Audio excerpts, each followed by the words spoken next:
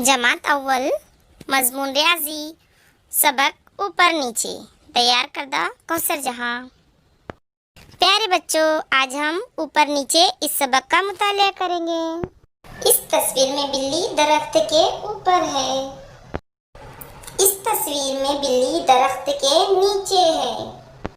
तस्वीर में दो बंदर दिखाई दे रहे हैं, एक दरख्त के नीचे बैठा हुआ है, एक दरख्त के ऊपर। हम दरख्त के नीचे बैठे हुए बंदर के गिर्द दायरा बनाएंगे। तस्वीर में दो गाड़ियां दिखाई दे रही है, एक पुल के ऊपर है और एक पुल के नीचे है। तो हम पुल के ऊपर की गाड़ी के गिर्द दायरा बनाएंगे। तस्वीर में बल्ब के नीचे रखी चीज के गिर्द हम दायरा बनाएंगे। यहाँ ऊपर और नीचे दिया हुआ है। दरख्त के नीचे बंदर बैठा, हम उसके गिर्द दायरा बनाएंगे। पुल के ऊपर गाड़ी है, उसके गिर्द दायरा बनाएंगे और बल्ब के नीचे टेबल के गिर्द दायरा बनाएंगे। तो बच्चों, आपको ऊपर नीचे समझ में आ गया है।